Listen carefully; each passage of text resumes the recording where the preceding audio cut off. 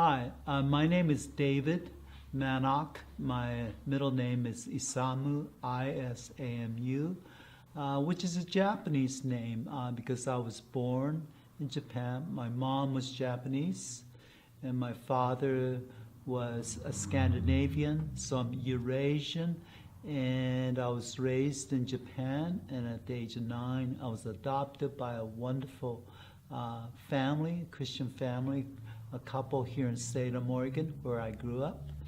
And I graduated from South Salem High School, and later I met my wife, Brenda, and she was 17 when I met her. At that point, I had gone to University of Oregon as a gymnast on their gymnastic team, competing in Division I NCAA gymnastics, which was a thrilling experience for me. We have been married 43 years, and we have 2 kids. Jonathan, who's 35 in the Pasadena area, and my daughter, who's younger than he is, and she works at Intel up in Portland. And we love seeing our kids come, and we have a great time with them. And my son is thinking of maybe even moving up here, which would be exciting for us. That's a little bit of my personal background, but I do want to share my professional background, which is twofold. But before I launch into that, back in 2007, I decided to have an intentional midlife crisis. And since I'm a psychotherapist, midlife crisis are things I'm supposed to have some experience about. So I thought, I will buy a BMW motorcycle.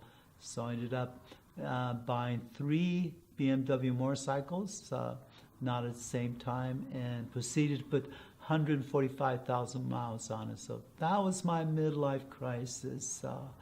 And my wife was amazing. She didn't complain any of the time, and she didn't complain about new BMW motorcycles upgraded in model and in year. Swinging to my professional background, I have 2 backgrounds, one in theology and one in psychology. My intellectual growth began when I was a sophomore at University of Oregon, and I started to get interested in psychology. So I started to, on my own, read psychological books and take psychological classes. But the more psychology I studied, the more I realized the answers I was looking for weren't to be found in psychology. So I shifted to philosophy. And philosophy was instrumental in helping me to think clearly and argue and logic and so forth. But again, in philosophy, I didn't find the answers I was looking for, so I shifted to theology. And so when I graduated from undergrad, I went to McCormick Theological Seminary as a Presbyterian person. That's a Presbyterian seminary in Chicago. And then I started my theological education there.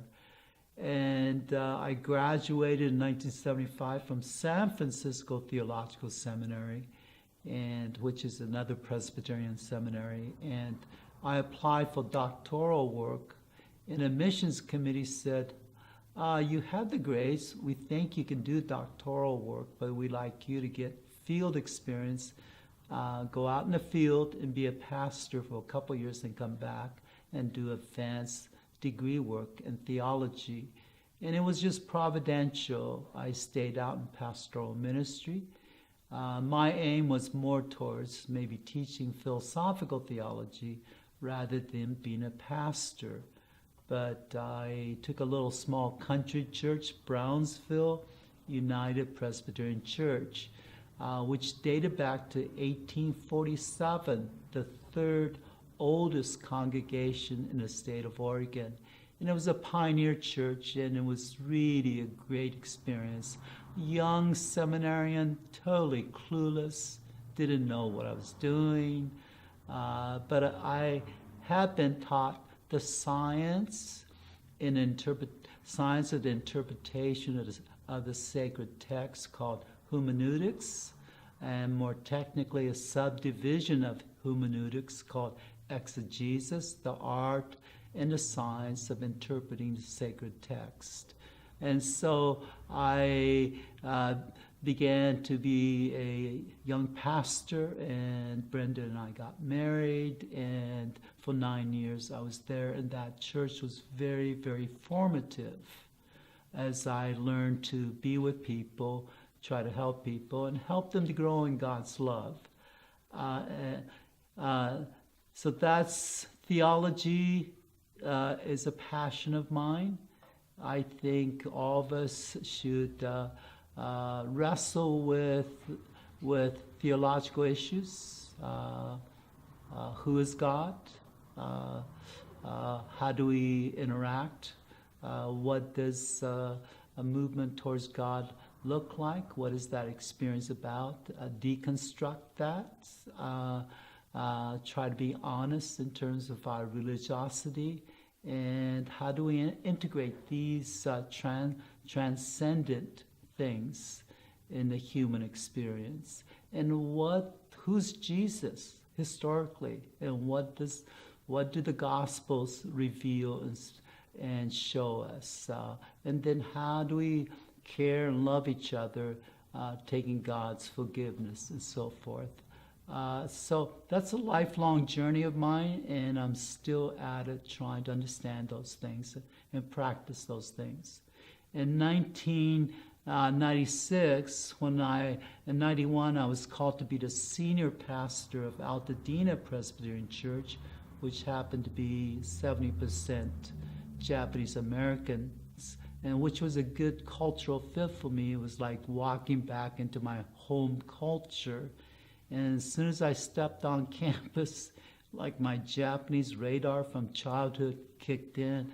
I had forgotten the language, but boy, did I pick up the relational nuances. It was a wonderful reunion experience for me to be back with Japanese people in that context. But my wife encouraged me to go to Fuller and do a PhD, because she knew I had wanted to do advanced degree work. And so my response to her was, how can I do that? I mean, I'm senior pastor of a large-sized church, actually a medium-sized church, a lot of work, and we had 2 small kids. And I will never forget, she said, listen, David, if you do the PhD work, I will exempt you from all housework. And I was shocked and didn't know if I could really take this in, because it seemed like an incredible gift. And I said, do you mean I don't have to do a thing? She says, no, until you finish your degree. And so she made it possible. So I decided, well, I have 3 choices. I could do a PhD in theology, or try a PhD in psychology, because Fuller Theological Seminary had 3 schools back then: School of Mission, School of Psychology, and School of Theology. And I decided at my age then it would make sense to do a PhD in psychology, so I chose family studies, and then switched to PhD in marriage and family therapy. And so I was not only trained in systemic psychology, but I then had to be clinically trained to do marriage and family therapy.